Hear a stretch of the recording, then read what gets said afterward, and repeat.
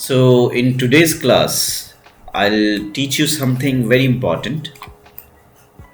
Generally, people fail in planning the layout. तो आज मैं कुछ सीक्रेट आपसे शेयर करता हूँ जो जनरली हॉच पॉच रहता है, जिसको मैं कहूँगा कि जनरली लोग जो है बॉचअप करते हैं। तो ये हमारे पास में एक लेआउट है। इस लेआउट को बनाने से पहले हमें एक डेटा रिक्वायर्ड होता है जिसको हम कहते हैं एडजेसेंसी मैट्रिक्स। सो इस एडजेसेंसी को करने के लिए सबसे पहले तो एक टेबल बनाते हैं। So it's a serial number, then spaces. अब जैसे मास्टर बेडरूम, जो मास्टर बेडरूम यहाँ पे ये रहा मास्टर बेडरूम, ये then family room, living room, bedroom number 2, 1, kitchen, dining. These all spaces are listed here. Yes, sir. And this is the listing of the areas. Yes, sir. तो ये जो areas जितने भी हैं यहाँ पे लिस्ट किया गया है। साथ में अब यहाँ पे सीरियल नंबर क्रूशियल होता है रिकॉग्नाइज करने के लिए कि जैसे मास्टर बेडरूम है तो मास्टर बेडरूम के एडजेसेंट में आपने लिखा है 4 नंबर। 4 नंबर पे है बाथरूम नंबर 1। Yes, sir. तो आपने जैसे इसको लिस्ट में ऐसे प्ले करा, इसको ऐसे रिकॉर्ड करा, सेम चीज को रिफ्लेक्ट करना होगा आपको लेआउट में। Yes, sir. तो अगर आप 1 नंबर पे मास्टर बेडरूम लिखते हो और एडजेसेंसी 4 को रखते हो तो देखते हैं 1 के पास में 4 है क्या। So this is master bedroom number 1 and you have given 4 number here. तो 4 नंबर पे क्या है हमारा? 4 नंबर पे है bathroom number 1. So this is bathroom number 1. तो ये इसके एडजेसेंट रखना था। Yes. आपने रखा means this is okay. This sir. planning is okay. Likewise आप क्लोजेट को भी नंबर दोगे Yes, sir. क्योंकि मास्टर बेडरूम से एडजेसेंसी में क्लोजेट भी है। या आप इसको यूं लिख सकते थे क्लोजेट कम बाथरूम यहाँ पे लिस्टिंग में। अगर आपको लिस्टिंग सेपरेट करनी है तो आपको यहाँ नंबर्स एक और डालना होगा क्लोजेट के लिए। अब ये मास्टर बेडरूम के पास में क्या क्या है, एडजेसेंट में क्या क्या है? Patio. नॉट ओनली 4, यहाँ पे Patio. हाँ पैटियो Yes, sir. और साथ में फैमिली रूम, Yes, sir. ये दोनों एडजेसेंट है तो इसको आपने मिस आउट करा। सो फैमिली रूम और मैं पैटियो देखता हूँ कितने नंबर पे है। फैमिली रूम 10 नंबर पे है और पैटियो 15 नंबर पे है। तो मैं क्या करूँगा, फैमिली 10, तो इसको 10 ले लो आप। इसी को मैंने कॉपी करा और इसको यहाँ। सो यहाँ पे आप बता रहे हो 10 number and then after 15 number. Clear? Yes, sir. अब ये एडजेसेंसी क्राइटेरिया कंप्लीटली हो गया। ओके है। किस स्पेस के लिए? Master. Master bedroom number 1, right? Yes, sir. सो जब हम लिस्टिंग करते हैं, याद रखिए जब हम इसको टेबल में लिस्ट करते हैं सो डायरेक्ट एडजेसेंसी को ही शो करते हैं, डायरेक्ट। Yes, sir. क्लियर है? इसको मैं थोड़ा स्क्रीन को बड़ा करता हूँ, राइट? लाइकवाइज हर एक स्पेसेस को आपको ऐसे डील करना है। To make video shorter I have given just one example. Yes. Likewise, you can repeat the same with all these spaces. Yes, sir. ठीक है? इस वीडियो का मेन एम है आपको ये समझाना। इस टेबल के साथ साथ इस तरीके से प्लॉट किया जाता है 45 डिग्री पे ये बॉक्सेस। लाइक हर एक कॉर्नर से आपको 45 डिग्री पे यूं प्लॉट करना है नीचे की तरफ, लाइकवाइज ऊपर की तरफ भी करना है। सो इनके इंटरसेक्शंस होंगे और इस तरीके से बॉक्स रेडी हो जाता है। Yes, sir. ये जनरली आपको देखने को ये मिलेगा कि डेटा अगर बहुत ज़्यादा हो, मैं एक एग्जांपल देता हूँ। मान लो कि आपके पास में राइस है, उसको आपने सैंड के अंदर मिक्स कर दिया, ठीक है, तो हम क्या कुक करके खाएंगे, सैंड या राइस? सैंड को नहीं खाएंगे, राइस को खाते हैं। तो हमें क्या करना होगा कि राइस को सैंड से अलग करना होगा अगर मिक्स्ड है दोनों। Yes sir. तो अब होता क्या है, एक एक दाने को निकालना ऐसा ही है जैसे कि आपने पूरे को फिल कर लिया, स्पेसेस को, ये जितने भी स्पेसेस हैं, और इसको कहते हो कि डेटा है, और डेटा को निकालने की कोशिश कर रहे हो। तो so much of data is not data, it's confusion. Yes sir. ये जनरली लोग यही कराते हैं, नहीं पता होता कि इसको कैसे हम यूज करें। तो मैं आपको इसमें यह बताने की कोशिश कर रहा हूं कि डेटा वही इंपॉर्टेंट है जिसकी नीड हमें इस प्लानिंग में। Yes sir. Unnecessary data is not used. Yes, unnecessary data को कलेक्ट करना कुछ ऐसा है कि राइस में सैंड मिलाया और कोशिश कर रहे हैं कि सारे राइस को आप अलग कर लो। It's very very difficult. अगर कुछ दाने हैं उसके अंदर तो निकालना आसान है, तो कुछ डेटा हो तो निकालना आसान है, उसका यूटिलिटी प्लानिंग में it's easier. But if you think of separating say half a KG rice from half a KG sand, it will become very very difficult. तो हमें पूरे बॉक्सेस को, सारे बॉक्सेस को फिल नहीं करना है। Yes sir. Only required number of boxes will be filled. Yes sir. So the purpose of this video is to show you these three things yes sir. in terms of adjacency matrix, जो adjacency matrix के बारे में हम यहाँ पढ़ रहे हैं। So the first key is mandatory adjacency, secondary adjacency, and third one is mandatory separation। मतलब स्पेसेस हमें तीन तरीके से ही देखना है। फोर्थ, जो स्पेसेस हैं आपस में, इन सब के रिलेशन को हमें दिखाना ही नहीं है, क्योंकि टू मच ऑफ डेटा हो जाता है। Yes sir. हमें रखना है डेटा कम, so that this data can be used to make the layout plan of the spaces. Yes sir. Okay, तो ये एक रेजिडेंशियल स्पेस है जिसमें एक एंट्री है, पार्किंग है, then porch, foyer, stair, family room, living room is separate, then bathroom which is common for family room and living room. This bathroom is for this bedroom, and there's another room in the corner which is accessible from foyer. Yes sir. Okay, and this master bedroom has got its patio, closet, bathroom, and they are also connected through this channel to the dining and kitchen. Yes sir. और family room से ये देखिए directly dining and kitchen connected है। Likewise यहाँ पे ये जो back door है दो जगह पे दिए हुए हैं, एक इधर एक इधर, सो ये ओपन डेक है and you have garden over here. So this is really good planning. अब मैं इस प्लानिंग को करने के तरीके को समझाने की कोशिश कर रहा हूँ। I am trying to make you understand how to reach on such a good layout planning of any space. इसके लिए हमें ये डेटा रिक्वायर्ड होता है, लेकिन ये एडजेसेंसी डायरेक्ट एडजेसेंसी है। You can not get these three filtration. So ये फर्दर फिल्ट्रेशन है, ये भी एडजेसेंसी है और ये बॉक्सेस भी एडजेसेंसीज हैं।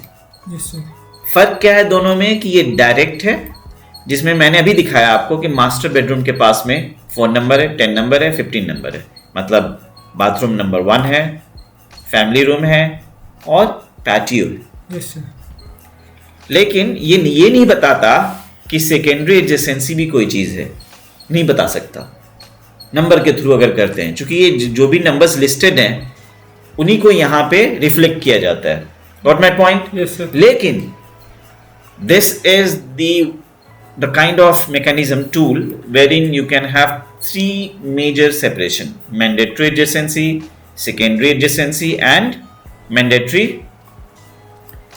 इसको ऐसे हम दरअसल आप इसको ऐसे लिखते हैं, है ना? ओके, ये थोड़ा रॉन्ग लिखा हुआ था तो इसको मैं ठीक कर रहा हूं। ओके,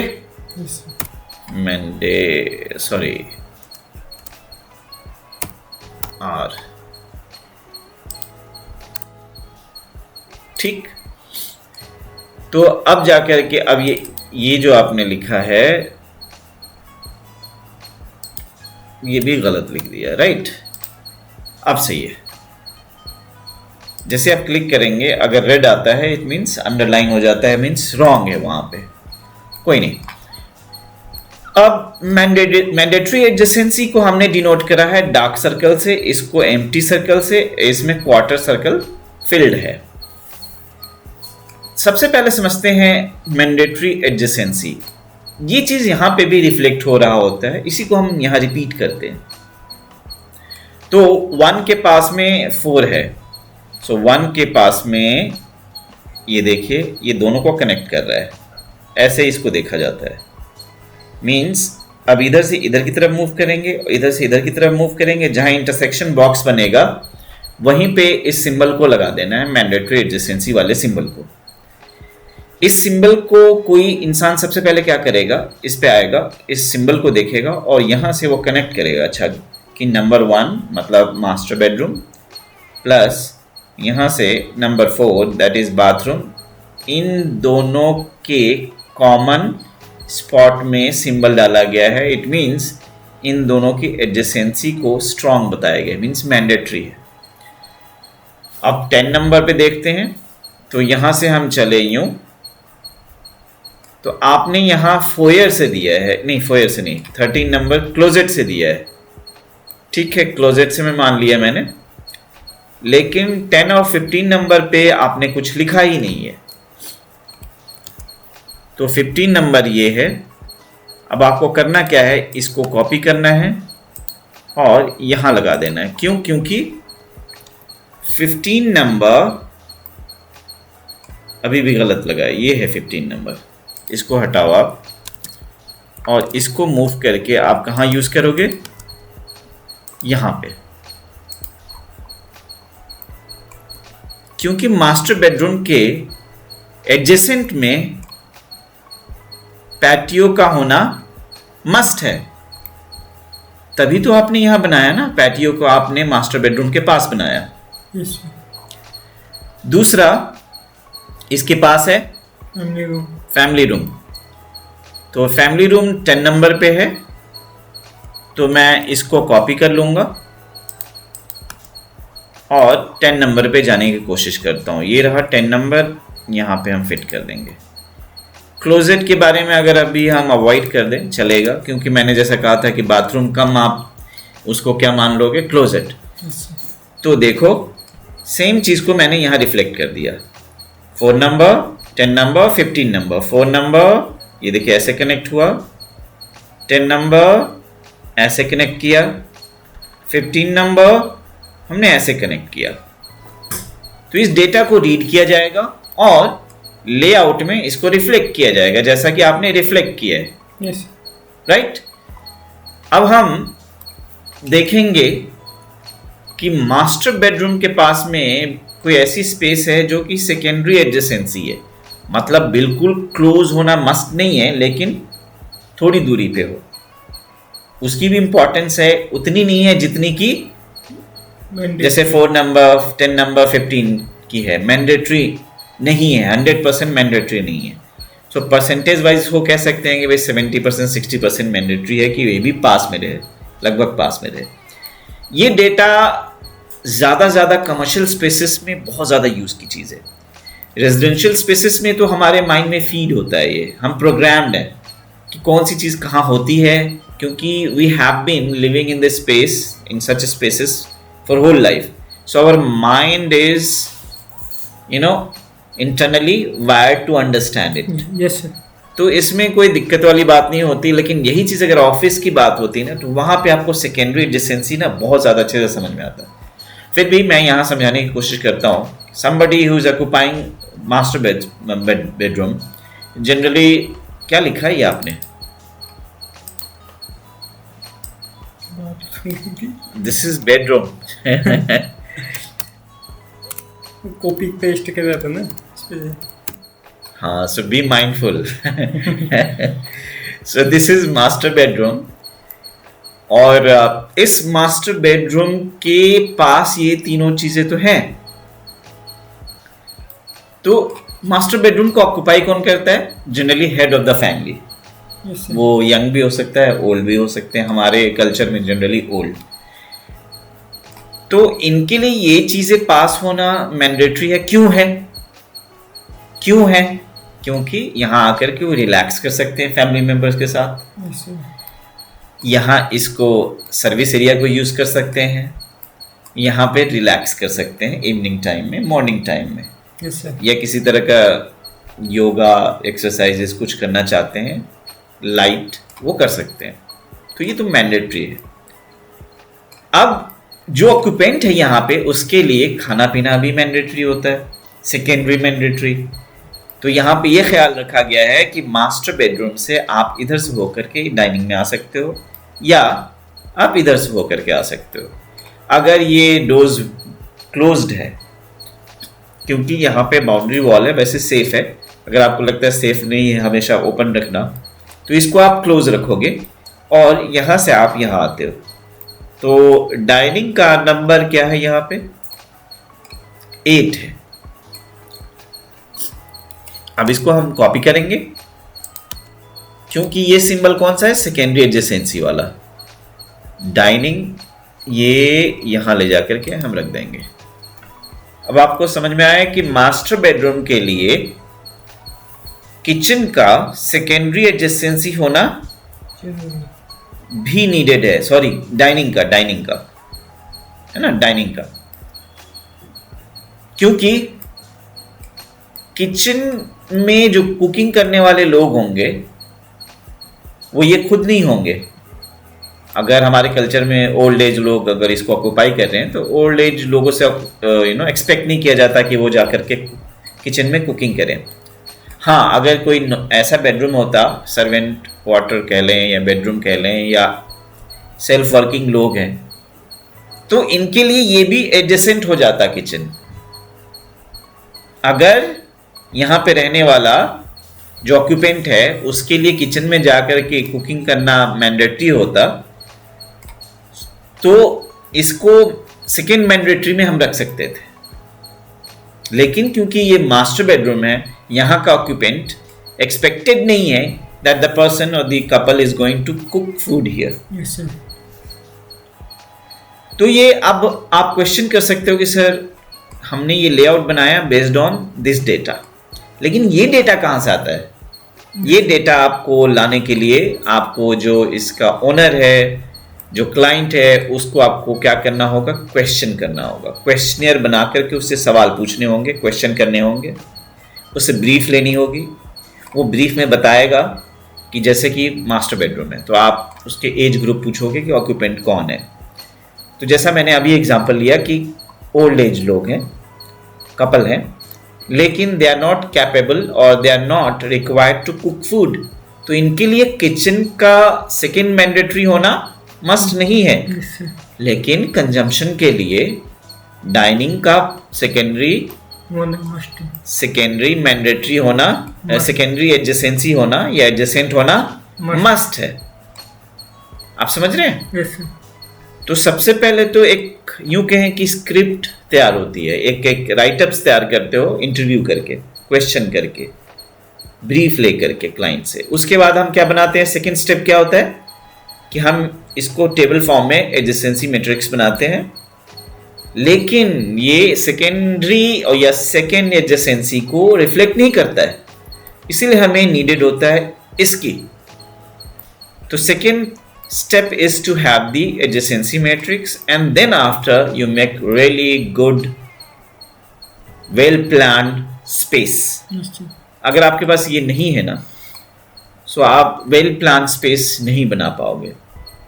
मैं फिर से बता दूं, क्योंकि रेजिडेंस या रेजिडेंशियल स्पेसेस में हम खुद ही ऑक्यूपेंट होते हैं since childhood, so it's programmed in our brain that कौन सी जगह कहाँ पे होती है। So we don't need to actually explore or learn or do any kind of survey study, तो यहाँ आसान होता है। लेकिन अगर मैं आपको ऐसा स्पेस दे दूं जहाँ पे आप शायद कभी कभी जाते हो, commercial spaces, office spaces, colleges and institutions, तो वहाँ पे आप इतनी आसानी से ये लेआउट नहीं बना पाओगे.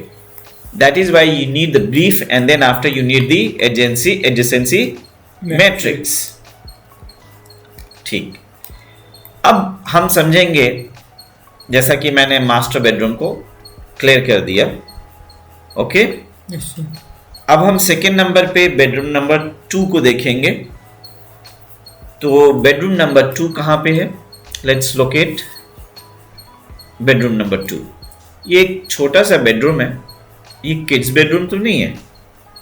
यस किड्स बेडरूम है. ओके, सो बेडरूम नंबर 2 के पास आपने कहा कि 5 नंबर 3 नंबर. अच्छा, इसको ऐसे नहीं देंगे, ऐसे नहीं लिखेंगे. Comma 3 comma maybe any other number we can amend later. तो अब देखते हैं बेडरूम नंबर 2 के पास आपने जो रखा है 5 को. तो बेडरूम नंबर 2 के पास में है 5 तो कुछ रखा ही नहीं आपने, 6 पे दिया है ये. 6 है नहीं, आपने तो लिखा है 5 ना यहाँ पे. नहीं सर, वो पहले का डाटा है ना. अच्छा, पहले का डेटा है, तो ठीक है, आपको यहाँ करेक्ट करना इसे होगा. editing तो होगा. पहले देख लेते हैं. बेडरूम नंबर 2 के पास में 6 बाथरूम नंबर 3 है यस सर. जो कि अटैच्ड है. Yes sir. यहाँ पे ये अटैच्ड है ना. Yes sir. हाँ, bathroom number 3, so it's correct. तो यहाँ पे आपको करेक्शन की जरूरत है कि आप यहाँ क्या लिखोगे? इधर 6 लिखोगे. ठीक है, उसके बाद कहते हो आप कि 2 के पास में 3 होगा. सो 2 के पास में इन दोनों का कॉमन ये है. 2 के पास में 3 का होना मस्ट है क्या? नहीं, वो सर सिर्फ एडिटिंग के लिए ही. एडिटिंग के लिए. तो चलो ठीक है, अब हम इसको ठीक से कंसीडर करते हैं. बेडरूम नंबर 2 पे एक तो बाथरूम हमारा क्लियर हो गया जो कि 6 नंबर पे है. अब इस पर्टिकुलर रूम के पास में सेकेंडरी डाइनिंग हो गया जो कि कितने नंबर पे है? डाइनिंग 8th नंबर पे है. तो हम इसको कॉपी कर लेंगे किसी एक को, और 8th नंबर पे हमें रखना है 8th. ये रहा 8th, ये यहाँ आ जाएगा, राइट? यस क्योंकि हम किसकी बात कर रहे हैं? बेडरूम नंबर 2 की 2 एंड डाइनिंग. डाइनिंग. इन दोनों का रिलेशन कैसा है? सेकेंडरी है डाइनिंग का. Secondary adjacency. Yes sir. आप बेडरूम नंबर 2 में यहाँ अमेंडमेंट कीजिए. ये डेटा गलत है, तो यहाँ पे क्या आएगा? कितने नंबर पे आएगा? 8. सर सेकेंडरी तो आपने भरने को मना किया था. हाँ सॉरी, ये सेकेंडरी यहाँ नहीं भरेंगे. इसको हाँ यस, कंफ्यूजन इसलिए हो गई कि आपने ये जो डेटा गलत लिखा ना, सेकेंडरी हम यहाँ फिल करते ही नहीं है. सही बात है, ठीक है. अब बेडरूम नंबर 2 के पास और क्या चीज़ होना मैंडेटरी है? फैमिली रूम, जिसका नंबर क्या है? Family room 10 number. तो हम इसको यहाँ करेक्ट कर लेते हैं. जो पहले गलती कर रहा था मैं, अब यहाँ पे ये सही है. ठीक है, तो हमने मैंडेटरी देख लिए 6 नंबर एंड 10 नंबर. अब आपको ये चीज़ यहाँ पे भी रिफ्लेक्ट करना है. मतलब मैंडेटरी एडजेसेंसी क्या होता है कि रिपीट होता है टेबल में भी और इसमें भी. तो 2 नंबर के साथ में किसको दिखाना है हमें? Family room. फैमिली रूम तो यहाँ. अब इसको मैं सभी जो नए लोग हैं जिनको ये समझ में नहीं आता, जनरली ये डेटा ना कई लोगों को समझ नहीं आता. क्लासेस कर लेते हैं, पूरे कोर्सेज खत्म कर लेते हैं, उनको ये नहीं समझ में आता कि सारे बॉक्सेस को ना भरो, ओनली दीज 3. तो कंसीडर करते हैं. फिर से देखिए, यूं गए तो ये बेडरूम नंबर 2 को इंडिकेट कर रहा है, और यहाँ से ये अगर हम इधर को आते हैं तो ये फैमिली रूम को इंडिकेट कर रहा है. तो अभी तक हमारा ये करेक्ट है. अब स्पेस में आते हैं, तो क्या इसके अलावा इसके साथ में लिविंग रूम का कोई रिलेशन है? इसका लिविंग रूम से कोई रिलेशन नहीं है, और हमारे पास में की में इसके बारे में कोई चीज़ मेंशन नहीं किया गया है. जहां कहीं कोई रिलेशन ना हो आप उसको एम्प्टी रखो. मैं इसको समझाने के लिए जनरली एक एग्जांपल देता हूँ कि suppose you are the one person, आपके ब्रदर्स सिस्टर्स फादर मदर जो ब्लड रिलेशन में है वो क्या है, मैंडेटरी एडजेसेंट, एक ही घर में रहते हैं। मैं एक एग्जांपल दे रहा हूँ। Yes, sir. वहीं पे आपके जो रिश्तेदार हैं, रिलेटिव्स हैं, अंकल के बच्चे हैं या आंटी के बच्चे हैं या कोई और है, तो वो क्या है कि वो भी रिलेशन में है लेकिन वो सेकेंडरी लेवल पे है। Yes, sir. एंड देन आप जिस एरिया में, जिस विलेज में, जिस कॉलोनी में, जिस शहर में रह रहे हैं, वहाँ के जो लोग हैं वो एक तरह से क्या है, दूर के लोग हैं। तो जो एम्प्टी स्पेसेस है इसके अंदर में, ये जो एम्प्टी स्पेसेस होंगे, जैसे इस वाले में देखा आपने बहुत ज़्यादा एम्प्टी स्पेसेस है, और मैंने कहा था डेटा बहुत ज़्यादा यूज़ करोगे तो प्लानिंग बहुत मुश्किल होगी। ऑलवेज रिमेंबर, आप ओनली 3 डेटा के साथ इसको यूज़ करो, mandatory adjacency, secondary adjacency and mandatory separation. अभी सेपरेशन के बारे में हमने डिस्कस नहीं करा है। तो ये जो खाली स्पेसेस हैं क्या हैं, वो एक तरह से शहर के लोग हैं, उनसे हमारा कोई डायरेक्ट कनेक्शन लेना देना है नहीं। इसी तरीके से इस स्पेस में बेडरूम का इस लिविंग रूम से कोई लेना देना नहीं है, तो हम इसके रिलेशन को मेंशन करेंगे ही नहीं। सो प्राइमरी को कर लेंगे, सेकेंडरी को कर लेंगे, और अब इसको हम आगे भी देखना चाहें तो कंप्लीट कर ही लेते हैं। बेडरूम नंबर 2 का और किसी से कोई रिलेशन है क्या? इसका मास्टर बेडरूम से रिलेशन है, बाथरूम नंबर 1 से रिलेशन है? नो, बिल्कुल नहीं। हाँ, इसका रिलेशन अगर यहाँ पे अगर कोई ऐसा इंसान हो जो कुकिंग करता है तो इसका रिलेशन यहाँ से हो जाता है, लेकिन इसका रिलेशन हम ज़्यादा से ज़्यादा फोयर पोर्ट से कर सकते हैं। तो इन दोनों को हम क्या कर सकते हैं, सेकेंडरी में दे सकते हैं। सो फोयर को यूँ कॉपी करते हैं, इसको सेकेंडरी वाले आइकन को। फोयर कहाँ है, ये है, यूँ गए और यहाँ आएगा, राइट? सही लगा रहा हूँ मैं? फोयर के बाद में आपको इसका भी लगाना है, राइट? वो यहाँ आ जाता है। तो आप देखो तो मास्टर बेडरूम में 3 ऐसे स्पेसेस हैं जो मैंडेटरी एडजेसेंसी में आता है, एक ऐसा स्पेस है जो सेकेंडरी एडजेसेंसी में आता है। बेडरूम में 2 स्पेसेस ऐसे हैं जो मैंडेटरी में आते हैं, 3 ऐसे स्पेसेस हैं जो सेकेंडरी एडजेसेंसी में आते हैं। अब third is again very very important. क्या कोई ऐसा इन दोनों में स्पेस है जो मैंडेटरी सेपरेशन में होना चाहिए, दूर होना चाहिए, अलग होना चाहिए?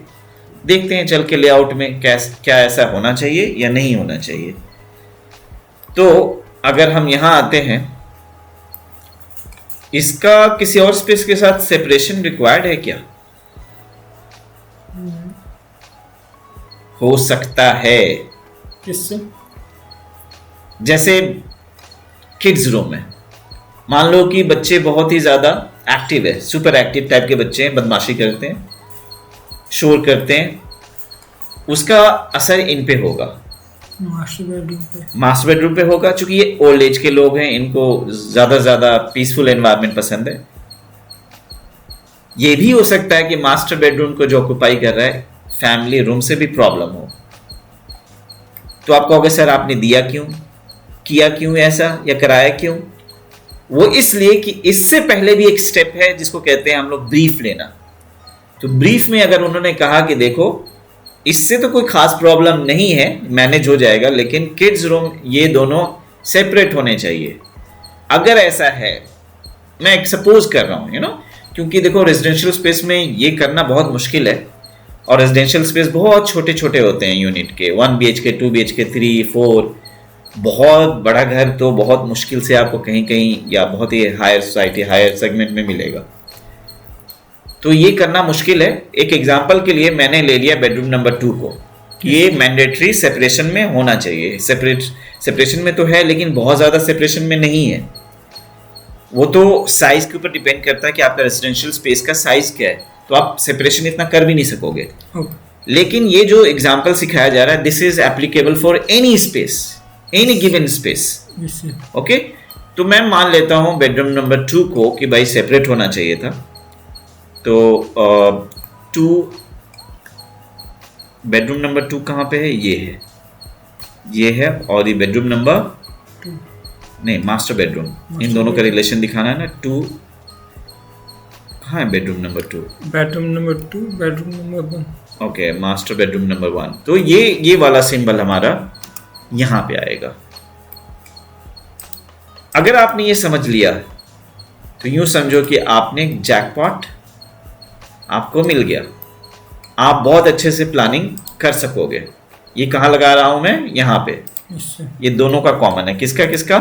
मास्टर बेडरूम का, मास्टर बेडरूम का, बेडरूम 2 का, बेडरूम नंबर 2 का। जो कि किड्स रूम है। इससे इन दोनों का सेपरेशन मैंडेटरी है। लेकिन पता कैसे चलेगा कि मैंडेटरी है? सो जब आप ब्रीफ ले रहे हो क्लाइंट से, वहां से आपको पता लगता है कि अगर आपको क्लाइंट ने कहा, if is saying see master bedroom is going to be occupied by my nonagenarian parents, इससे जो कि 90 साल के ऊपर के हैं और जो बच्चे हैं बहुत ही ज़्यादा शोर करते हैं, बहुत ही ज़्यादा एक्टिव हैं। तो मुझे क्या है कि इन दोनों में सेपरेशन रिक्वायर्ड है। इससे डिस्टेंस होने की वजह से वो जो इन्फ्लुएंस है, या यूं कहें कि एरिया ऑफ इन्फ्लुएंस है, वो कम हो जाता है या बहुत कम हो जाता है। तो अगर आपको ऐसे ब्रीफ दी गई है, आपने ऐसे बनाना है, डेटा को ऐसे फीड करना है और इस डेटा को यहाँ रिफ्लेक्ट करना है। तो मैं कह सकता हूँ अगर आपको ब्रीफिंग ऐसी दी गई थी तो ये समवॉट लेआउट प्लानिंग इसकी रॉन्ग है। Yes sir. Rather kids room यहाँ होना चाहिए था। इससे क्या होता कि इनके डिस्टेंस होने की वजह से, इन किड्स की वजह से इन नॉनाजेरियन को कोई प्रॉब्लम या किसी तरह का डिस्टरबेंस नहीं होता। सो मेरा मकसद ये था सिखाने का कि इन तीनों को अगर आपने सही तरीके से कर लिया, टेबल बनाना तो बहुत आसान है, डायरेक्ट एडजेसेंसी, लेकिन ये सेकेंडरी एंड मैंडेटरी करना भी इतना ही इंपॉर्टेंट है। अगर आपने इसको सही तरीके से समझ लिया, आप चाहे कितने बड़े कॉलेज में पढ़ रहे हो, यूनिवर्सिटी में पढ़ रहे हो या छोटे इंस्टीट्यूशन में पढ़ रहे हो, अगर आपके कॉन्सेप्ट क्लियर नहीं है ना, तो आपकी नॉलेज कंप्लीट, जो आपके अंदर नॉलेज आनी चाहिए, उसमें शायद 10 ईयर्स, 12 ईयर्स, 15 ईयर्स तक भी लग जाए।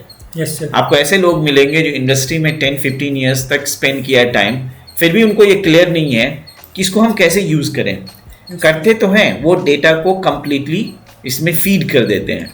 जब बहुत ज़्यादा डेटा होता है तो आपका माइंड खुद ही इसमें इंटैंगल हो जाता है और आप इस चीज़ को यूज़ नहीं कर पाते हो अपने स्पेस लेआउट के प्लानिंग में। Yes, you had a question, पूछिए।